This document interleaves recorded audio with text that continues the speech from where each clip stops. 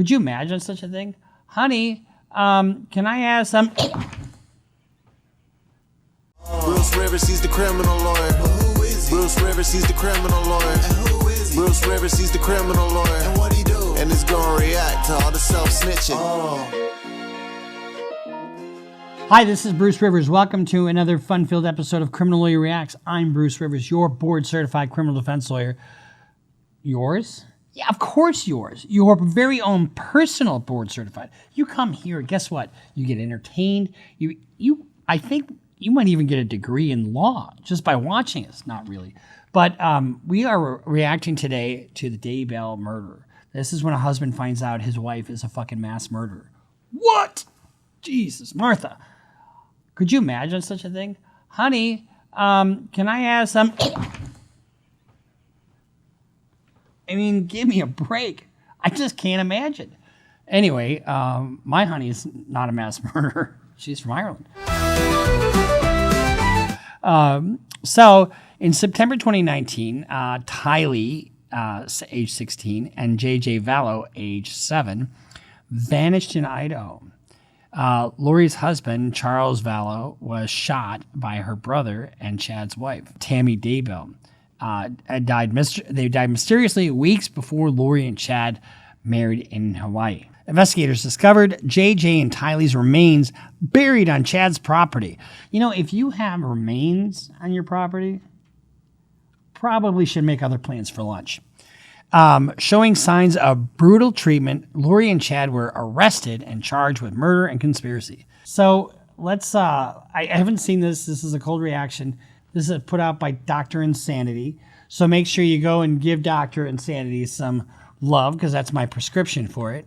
And let's just, I don't understand murder. I can understand you catch somebody in bed with your wife, boom, shoot him. I get it.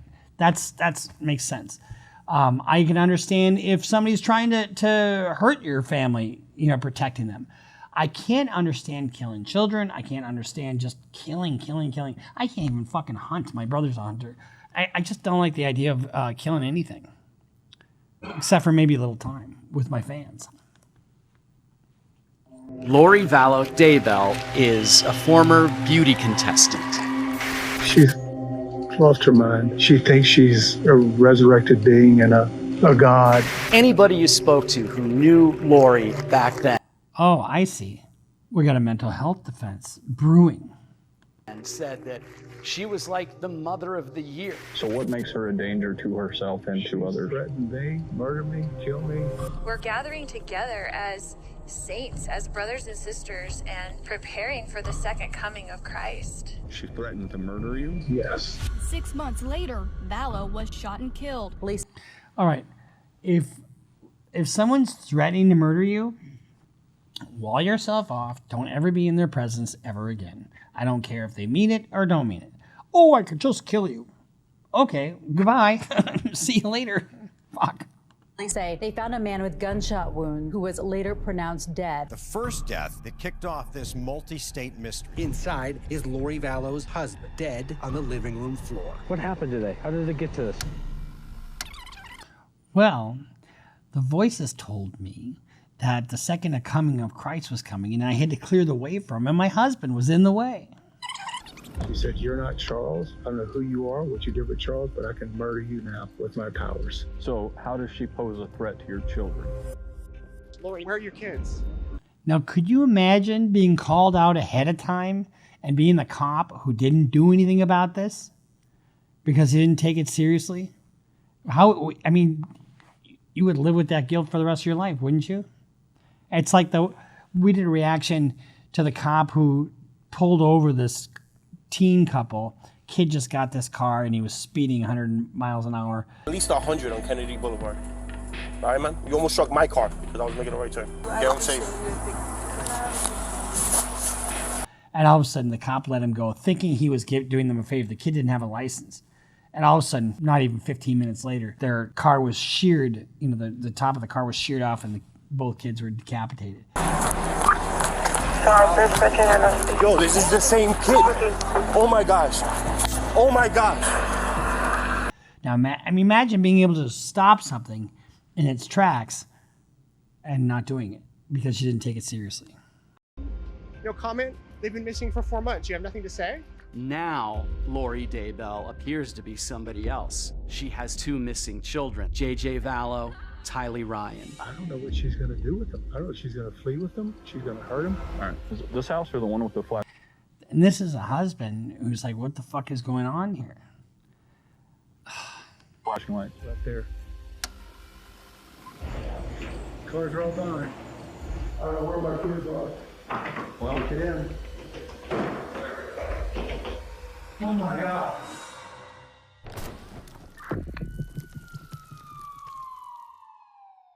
It all started on January 31st, 2019, when Charles Vallow was still alive and had just returned from a business trip to find he was locked out of his own house, with no sign of his wife, Lori, or his kids, JJ and Tylee. His car had also gone missing, and a large sum of cash had been withdrawn from his bank account. So when...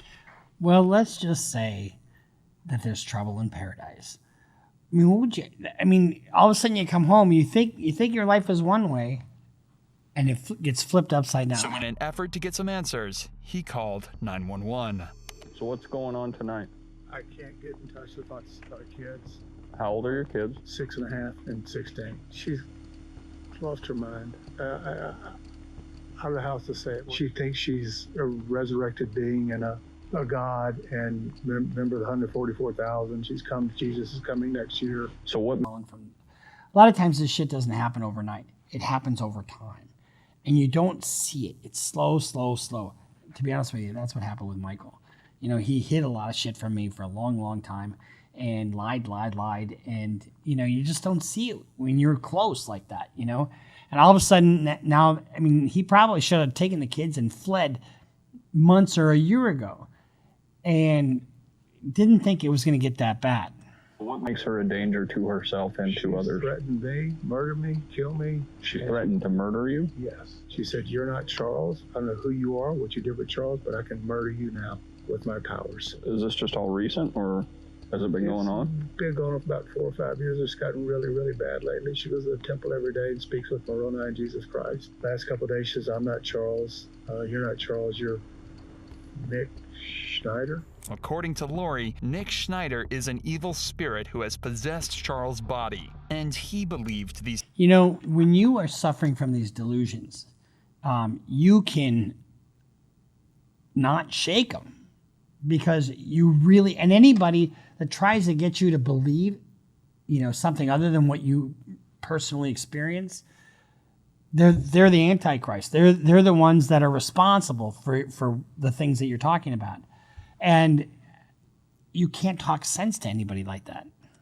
These threats against his life were very real. In the last few years, she had become obsessed with the teachings of a man named Chad Daybell, a man well known for writing dogmatically and teaching his thoughts about the end of days, the second coming of Christ, and other more unique concepts like evil spirits and zombies. Both Chad and Lori were also members of Preparing a People, a cult who were preparing for the second coming of Jesus Christ and the end of the world as we know it. This shit is, what do they call that? Mind fucking or mind control. And that also happens, you know, slowly over time.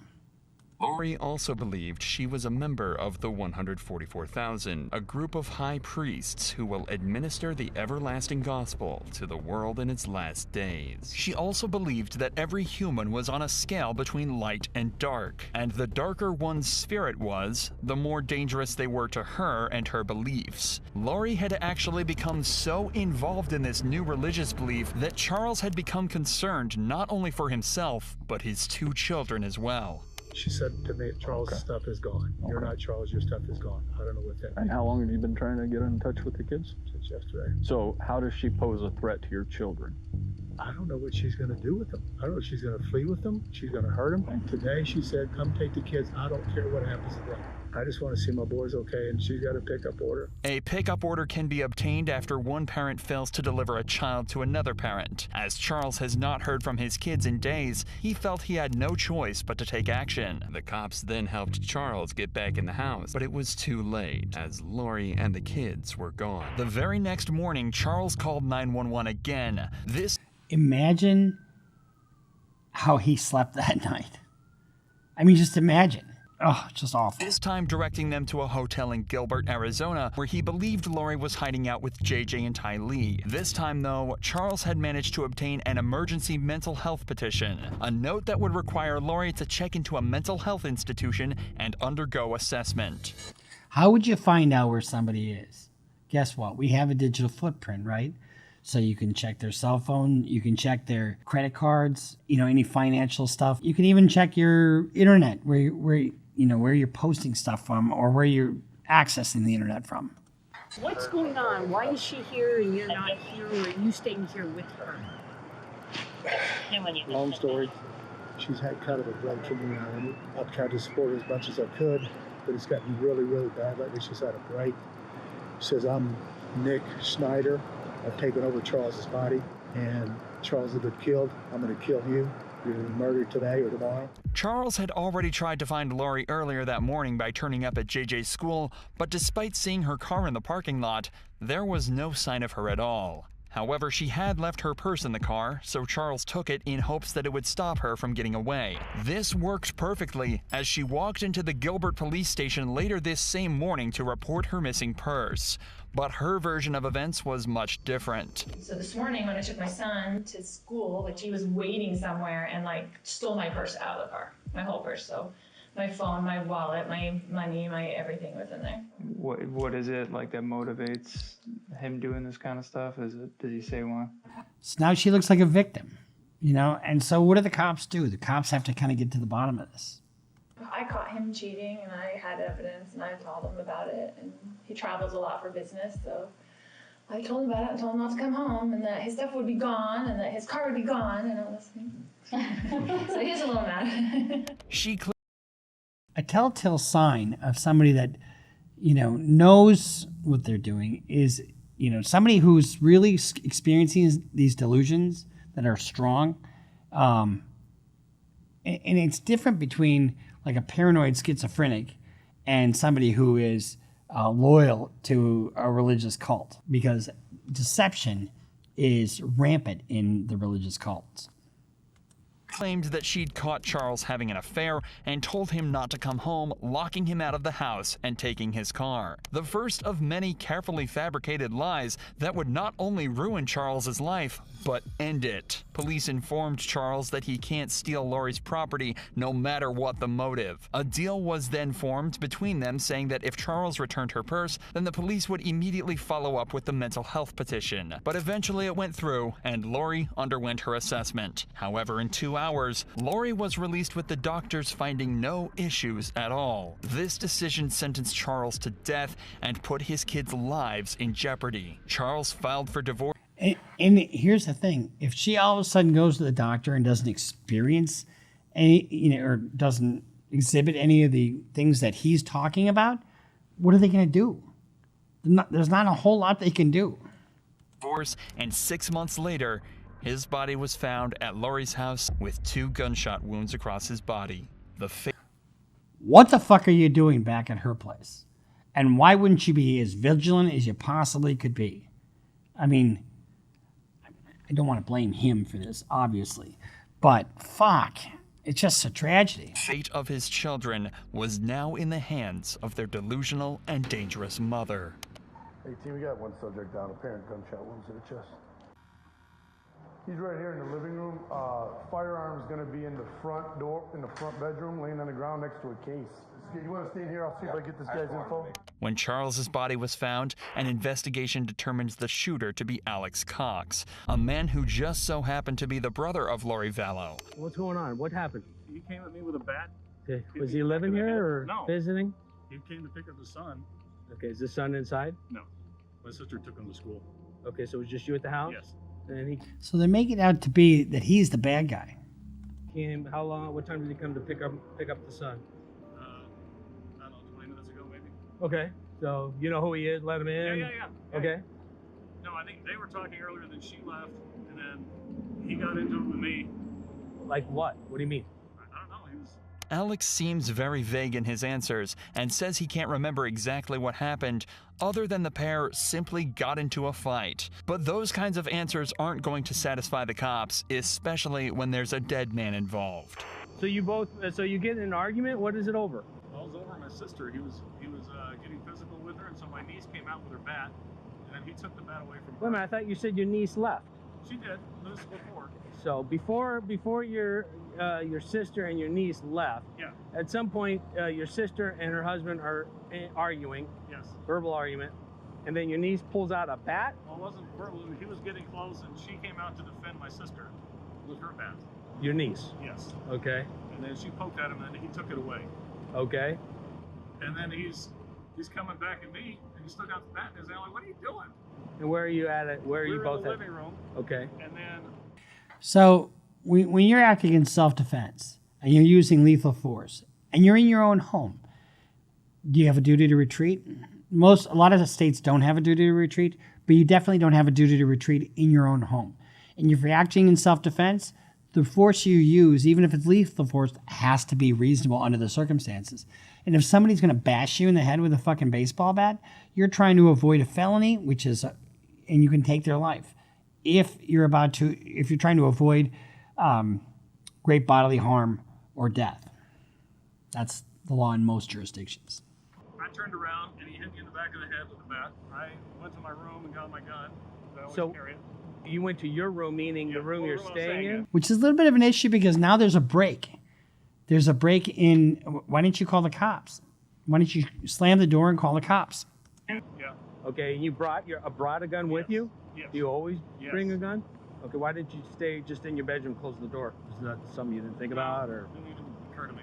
This final statement should actually have torn down Alex's entire argument, as it technically proves this wasn't self-defense at all. When Alex went to his room to grab his gun, he should have been able to usher his family inside, close the door, and stand his ground from there. Instead, he grabbed his gun and without a second thought, ran straight up to Charles and shot him. That break in the action, if he had his gun on him and he was being hit in the head while that was going on, boom, okay, great. But going back in your room and separating yourself, and all of a sudden you can't reinitiate the fray, for lack of a better word. But at this point, there were still so many looming questions. The cops decided to bring in all parties back for an interrogation to try and get to the bottom of it all and figure out exactly what happened to Charles. Start where you think it makes the most sense. Okay, so we moved into this house 3 weeks ago because he offered to get me a house here where all my family is. We were in Houston. We had decided to separate or whatever, so he's like, well, I'll pay for a house for you and for JJ and whatever, because he's all about JJ. He's never about Tylee, but he's all about JJ. Because we adopted him together. He's his great nephew. We adopted him as a baby. He came when we first moved in and brought me stuff from Houston, like a U-Haul, and then he hasn't been back. But it's all these threats on my phone all the time, like whatever, all these things. And then he told me, what kind of threats? Just, he's always mad at me, right? And he doesn't want a divorce, but I don't like him and don't want to deal with him, so that's just how it is. So we married for 14 years, we dealt with it for 14 years, of him being horrible to her. Like, he gets in huge fights with her, a lot of things, but anyway. Immediately, Lori describes Charles as a man with violent tendencies who had a history of aggression against the women he had married. If she can convince detectives that Charles had a temper, it would make their version of events even more plausible. So he went back to the Houston house. And the cops are trying to sort this out. So, and with a 2-year education, it's difficult for them. But when you have somebody that's attractive, somebody that is seems reasonable under the circumstances. I mean, when she goes to the doctor before, she doesn't exhibit any of the shit that he's saying. So, is he telling the truth or is she telling the truth? So he went back to the Houston house, and he's like, I'm coming on Wednesday night, and I'm going to come pick up JJ and take him to school Thursday, pick him up Thursday, take him Friday, whatever. And I said, Casey wanted to come to the house, and I said, you can't come stay at this house because you can't get along with Tylee. She's a minor, and she has to live here. Yeah. So, because he gets in huge fights with her. Okay. And she hates him. And so, you can't stay at the house, so I will book you a hotel, because he stays in hotels all the time because he travels for business, and the business pays for it. What does he do? He works with teachers and their retirement plans, but he goes to them. He mostly works in California. Okay. He has books of business in different areas. And so he just goes wherever. It kind of just gives him freedom that he doesn't have to stay home every day and take care of special needs child. It's like an excuse, right? He came over in the morning and he's like banging on the door. I'm like, oh great, here we go, you know. And then JJ was like, oh, Dad. And then he was like, Mommy, and like ran to me and was like holding me. He's like, you're not taking me to school. And I was like, it's okay, Dad, can just drive you to school, it's no big deal. You know, just trying to make it whatever. Yeah, calm. So one of the things that the cops have to do is assess credibility, you know, and you look at her, she looks like a suburban housewife, right? And she seems reasonable under the circumstances. Calm. And then he was just being real smirky and real like jerky, you know, to me. And I was like ignoring him, whatever. And so he was like, Your brother lives there with you? No. Okay. He had stayed with me last night because I was worried he was going to come. Now here's the other thing. Brother gives a statement. She gives a statement. If their statements don't match, there's an issue. Come over and cause trouble with me. Just wanted someone else there, like my brother there, because I trust my brother. They would claim self-defense as the reason Charles was killed. And as the cops continue to question Lori, they start to believe this even more. He goes nuts. He's gone nuts on us a lot of times. Tylee and I have had to leave with JJ over the years probably 5 times and just stay in the hotel for 2 days because you don't know what's going to set him off. Like, she's mad at me for always, like, going back. But we had JJ and he's special needs and it's really hard. Like, it's even hard to take care of by yourself. So you thought, and I don't want to put words in your mouth, but you thought it was possible that he was going to hurt you? Absolutely. He was going to hurt me and Tylee. Okay. Not JJ. He never hurt JJ. Okay. And he hurt my brother. Like, he was going, like, ballistic about it. Was bad. Okay.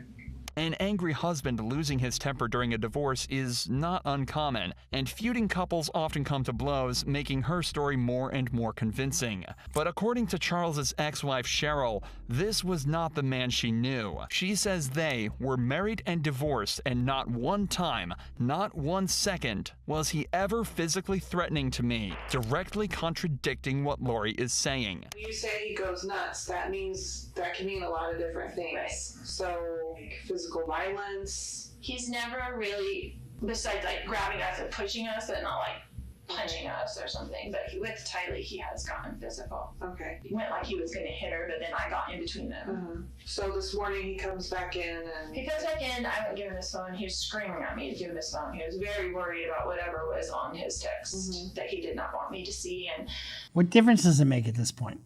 They're separated, right? so I was just holding it there and he was screaming at me. And so Tylee came out of her room upset and she had a bat and she told him to leave her mother alone, like, right? So she was really whatever. And he's screaming at her, don't you hit me with that bat, blah, blah, blah, blah. And then my brother heard all the commotion because he was in there in bed. And so he came out into the main room and he's yelling at Tylee, don't you hit me with that bat, and blah, blah, blah. And so Tylee, I guess, I don't know if she swung at him or what, but he like grabbed the bat from Tylee and then went to like hit Tylee with the bat. It was, and I was right there. So that's different from what the brother said. They were right there, and my brother grabbed him from behind, like just to stop him from hitting Tylee. They got into the thing, and he's hitting him with the bat, and they're on the ground, like grappling around or whatever. And then, and he hit your brother with the bat while they were grappling and stuff? Yes. But there are lingering questions left by the investigation. One such example being that the autopsy ruled one of the gunshots impacted while Charles was on the ground. Imagine being in a situation where you have no choice but to shoot someone. Okay, if he's on the ground when he's being shot, that's different because supposedly brother retreats to the bedroom, right? And so if somebody's on the ground, that's execution. Probably freeze up, and you do anything you could to avoid anything but incapacitating them, instead of finishing the job. So it seems strange that Alex decided to shoot Charles a second time when he was already flat on the ground. Furthermore, it also seems strange that it would take almost 45 minutes for anyone to call 911, although that delay in calling 911 has bitten more than one defense lawyer in the ass. Although she claims it was down to shock, this is conveniently just enough time to concoct an alternative version of events and a solid story to give to the police. Okay, so you hear the argument, you step out, what's the first thing that you see? Charles chasing after Lori Neal. Okay. Had Tylee already gotten the bat? Did he already have the bat? Okay. No. So Charles is coming towards Lori. He's They're coming coming your towards way. Lori, and I shoved him back. Okay. I said, what are you doing? Because he's coming at her aggressively. Okay. He's a big dude, so I wasn't gonna. So he's coming at her. Yeah. And you shoved him back. Yeah. What happened right after that? So I went into the bedroom where he was staying and ran back down. I came back. I said, put that bat down. He's like, what are you gonna do? So you're gonna threaten me? I was like, no, I'm just gonna defend myself. So you put that bat down. And he goes, what are you gonna do it like that? And he came at me. Okay. And he'd already hit me in the head. So you gave him, how many times would you say you told him to, like, put the bat down? Once. Once? Okay. And then he started to... So here's the thing. You shoot somebody, they're incapacitated, but they're alive. It's over. You shoot him again, it's murder. Advancing towards you. Yes. How many shots did you fire? I don't know, with the couple. One of Lori's friends later reported that Lori had said Alex believed her theories about Charles being possessed by evil, and the reason he was at the house at the time of death is simple. He believed Charles was going to try and kill Lori and moved in with her to help keep her safe. I didn't see the shot, I heard it, and then I came back around and I saw that he was on the ground. Okay. And I was freaking out. Yeah. And so I was just freaking out, and it just went into mom mode. I'm like, I've got to go to JJ to school, I've got to get to the kids. I just went like, I got to get to the kids. Mm-hmm. And so I got to get JJ to school? Your ex-husband is on the fucking ground dead. So I just went outside and to see if they were in there okay. I didn't want them coming back in the house when all that was going on. And Tylee was like looking at me with like the crazy eyes, like what just happened. And I told her to get in the car and we're going to take JJ to school. Mm-hmm. And I just left. When you came back in and you saw him on the ground, where was your brother? Did you see him where he was at? Yeah, he was right in front of him. Did your brother say anything to you at all? Do you remember? No, we were both just in shock. Okay. Like, it was just I didn't say anything. I went out with the kids just to check on them first, and I was going to come back in maybe, but I didn't. I was like, I just have to get him to school. Okay. And call the police and come back, you know. Did you or your brother say anything at some point about calling the police or calling 911? Do you remember? Yeah, he called me. Okay. And he said, are you taking JJ to school? Uh-huh. And I said, yeah, we need to call the police. And he said, So your husband is laying on the ground, dead, and your first impulse is, I got to get my son to school. I think this might be an excused absence. Okay. Okay. So he called you when you didn't come back inside, basically? Right. Okay. Because I was like in the car for a minute, and then I was like, what do I do? It looks on the surface that an enraged Charles stormed the house and started shouting at Lori. Alex decided to intervene, fearing for his sister's life, but what started as a disagreement quickly turned into a fight, one that would end with Charles lying cold on the ground. And Tylee seems to back up what Lori and Alex said when she tells her version of events. I opened the door, and it was my stepdad, and he was just screaming at both of them, and so I just kind of stuck the baseball bat out there, and then he just grabbed it, and so I fell to the ground, and then my uncle I saw him take a step back, so my uncle, I think, grabbed him and kind of took him back so he couldn't, do anything, and so my mom said to go with JJ, and so I ran out the door, and then I kind of just stood there, and then eventually my mom came out, and then I heard a noise, which I know what it was now, but it sounded like someone took it and hit it really hard against the floor. Okay. So I just wanted to make sure that my stepdad didn't do anything to my uncle and stuff. And so she was like, no, I was fine, we're just gonna take JJ to school, and I was like, okay. Despite Charles's lack of a violent history and how many times Alex nearly slipped up on scene, Lori's story, coupled with Tylee's perspective, was enough for detectives to officially rule this as self-defense. But I'm telling you, that doesn't happen that often. If you have a self-defense case, it's up to you to put some evidence on to show that it's self-defense. However, once you put enough evidence on to get that self-defense instruction, it's up to the government to prove Now hear me, it seems weird, but it's up to the government to prove that you did not act in self-defense. So let me get that again. So the government has to prove beyond a reasonable doubt that you were not acting in self-defense. The death of Charles Vallow was just the tip of the iceberg, and investigators quickly discovered that Lori had become entangled in the world of a seedy cult that would turn this seemingly perfect mom into a stone-cold killer. Lori, Nate Eaton with East Idaho News. Can you tell me where your kids are? Where are your kids? No comment? They've been missing for 4 months. You have nothing to say? Listen, just tell people what's happening. There's people around the country praying for your children, praying for you guys. Why don't you give us answers?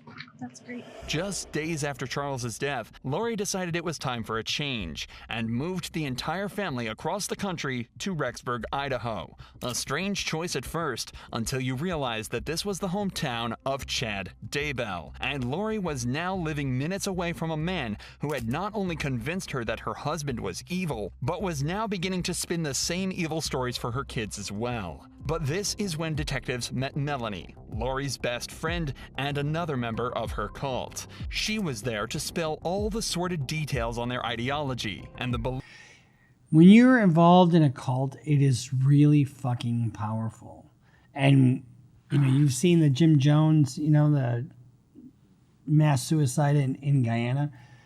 You know, you can convince these people, you know, through their powers of persuasion to just about anything and convince them to do just about anything. But it's a process of mind control. The beliefs that could soon lead to the death of Lori's kids.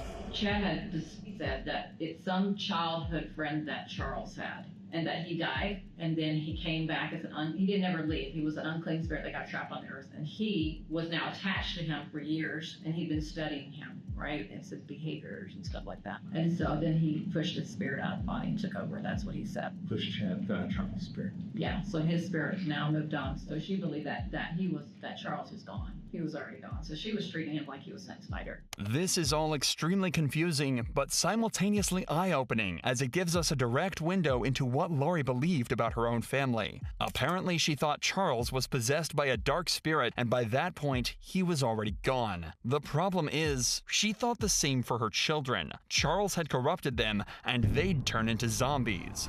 So you mentioned zombies. Yeah. Was that ever a term? Nuts? Zombies? That's only on AMC. You know, it's only on TV. That you were exposed to by them? Mm-hmm. Okay. Tell me more about the zombie. She said she had a dream once, an earthquake happened in Utah. People that fell on the earth, if they were able to get rid of all the zombies in the world, then those zombies wouldn't get into those dead bodies and come back. I remember one time she took a map and she's like, okay, here's the United States. We're going to do a prayer. Let's find out how many zombies are in Arizona. Okay, there's 20,000. And I don't even remember the numbers, it was saw out there. And then she'd say a little prayer, whatever words she'd come up with that she thought were powerful. Go to Sunday Mass, get communion, and then fuck up the rest of the week and do whatever you're going to do. I mean, not terribly. Then go back to church on Sunday and then, you know, get redemption. That's normal. Although, avoid the priest. And then, not really. And then he would check, oh, somebody died. Look, you can come find out. So then that was her way. In my opinion, you know, what I saw, at least, was just through a prayer that these people would pass away. Lori believed that if the earth was to truly be pure, all the zombies had to be killed. Chad also began to feed Lori more and more fantastical lies about how the world worked, including ascension, translation, and the ability to meet with God himself. All this is just 100% fucking nonsense. You know, and guess what? You need to give him all your money. You need to spread your legs for him. You need to do all this. I mean, it's just total mind fuck. And then they had a scale of 0 to 100% how much you could trust people. I was supposed to be like 97%. They were always building me up. Anyway, she would sometimes share like, oh, this person or that person, that's not trustworthy, it's this person. You know, that was their booking. Maybe you know or don't know. See, all that is all about control. You know, can I trust you? Are you going to be the one that's going to be, you know, in my inner circle? I really need to trust you. You will suck my dick if you want me to trust you. I mean, give me a fucking break. These religious cult leaders, and it always runs with two things: money and sex. Vibrations. So vibrations, yes, I'm aware of that too. So according to how he would check, he used that little pendulum thing on. I didn't know that in the beginning, but anyway, 1,000 was supposed to mean, if you got to 1,000, that means you're translated, or you're beginning your translation. And then as you get higher in your vibration, you could portal at some point, maybe, I'm trying to remember what she would say, 2,500 maybe here. And here's the thing, smart people fall for this shit. You know, you don't have to be some down and out, you know. I mean, this is, you saw Lori. I mean, she seems like a smart suburban housewife. Now she's down this path of zombie action. You heard something like that. And so the more you went to the temple, your vibration would increase. So it's just like your light would increase, your vibration, that kind of idea. Okay. If that makes sense. Lori had become convinced she could speak to Jesus and appeared to be consumed by Chad's work. Not long after, their relationship began to heat up, and they even started a religious podcast together that showed, frankly, just how insane she had become. I too have seen the resurrected Jesus Christ, and he has told me my mission, and he has sent me to help people and lift them in their missions. Over time, Lori had become more outspoken with her beliefs of zombies and began to tell her friends about how many people had been consumed by evil spirits and demons. Lori then started telling her friends that her son JJ's behavior had changed and that he had started telling her he loved Satan as well. One of the things that these kinds of people think is that if you have an infirmity, like she said, her kids with special needs, that is the devil's work. As well as becoming more disruptive in the home. Had police listened to Charles Vallow when he feared for JJ and Tylee's lives, then they could have prevented the series of tragic events that followed. Only days after moving to Rexburg, Lori, Alex, JJ, and Tylee visited Yellowstone Park. This was the last time anyone saw Tylee alive. Things became even stranger on September 17, 2019, when JJ was spotted running into his Idaho home on a neighbor's door cam, never to be seen again. Months later, people started to realize that they hadn't heard from JJ in a long time, and Charles' parents called 911 to alert the police of his disappearance. Lori was caught lying to officers on November 26th after they had made a welfare check on JJ. According to Lori, her son was with her friend Melanie back in Arizona, but Melanie not only denied having him, but she also told police Lori had asked her to lie and pretend to officers JJ was staying with her. Then, in December, you know, if you're thinking mental health defense, one of the things that takes that away is this consciousness of guilt, which is asking somebody to lie, because that shows an awareness and an appreciation for the legal pickle that you're in. And so you're not really, you know it's wrong. You just killed your kids. And so you're telling somebody else to lie about it. That takes away your mental health defense. In December, Alex died suddenly. His death was ruled as natural causes, but the amount of death and strange occurrences involving Lori was reaching impossible levels of coincidence. By this time, police were also extremely concerned for the welfare of JJ and Tylee, so Lori was served an order in January 2020, forcing her to prove that they are safe and well. However, the deadline came and went, and Lori was arrested 3 weeks later and placed on a bail of $5 million. But even after the arrest, both Lori and Chad remained silent and refused to give up any information on the kids. But finally, a further 5 months later, the police would get their answers when detectives initiated a search of Chad Daybell's property. There, they found the bodies of JJ and Tylee. JJ's body was found wrapped in duct tape and placed in a plastic bag, while Tylee had been dismembered and burned in a fire pit before being buried. Can you imagine doing that to your children, your own flesh and blood? They're such a gift. Children are such a gift, and to take their life like that is just, and for what? Because you believe some fucking false prophet? Police arrested Chad immediately, and Lori's trial began not long after. It took another 3 years, but eventually she was found guilty of first-degree murder, conspiracy to commit first-degree murder, and grand theft over the deaths of her children. Lori was far from remorseful in a bizarre statement she made to the court after she was sentenced. My beautiful children, Tylee Ashlyn and Joshua Jackson, rest safely this day in the arms of Jesus. And I look forward to the day when we are all reunited and I too will rest with them in the arms of my Jesus. Thankfully, this evil mother, if you can even call her that anymore, won't be getting out anytime soon, as she was sentenced to 5 consecutive life sentences. She's not finished in the courtroom yet, though, as her trial for murdering Charles is set to start in April 2024. As of March 2024, Chad Daybell is yet to go to trial, but he could be facing a similar conviction and a lifetime behind bars. That's our reaction to when you find out your wife's a mass murderer.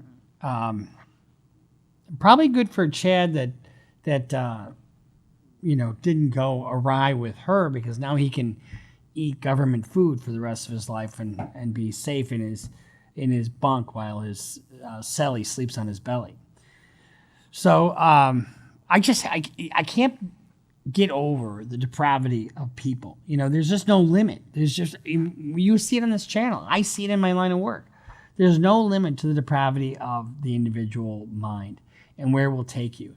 Take you to murder your own children. I mean, how could you possibly think that was okay? Or even try to get away with it. Oh, my children are resting in the arms of Jesus because that's where I fucking put them. I mean, give me a break. And they're buried on the property. That shows a consciousness of guilt. Her lying, saying that, telling her friend to lie and say my kids are with you. I mean, why would a friend do that? Or fuck you. I mean, give me a break. I'm not going to do that. Anyway, well, why don't you hug your children tight tonight and make sure that you kiss them on the forehead, read them a poem, make them breakfast, enjoy them.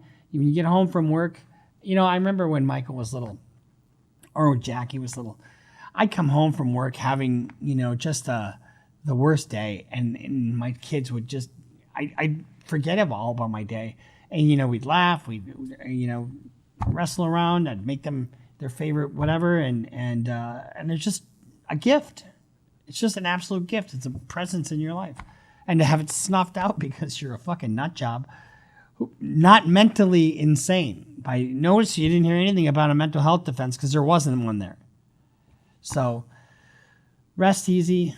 Love your children. We'll see you next time here on Criminal Lawyer Reacts. I'm Bruce Rivers, your board-certified criminal defense lawyer. Make sure you subscribe. Follow us on Instagram. Follow us on Twitter. Sign up for Patreon. Go to CLR Bruce Rivers for all your merch needs, because somebody's birthday is coming up soon, isn't it? See you next time. Criminal Lawyer Reacts. Just broke down your case. He know all the charges that you about to face. You ain't coming home till 2058. That self-snitching gon' get you put away.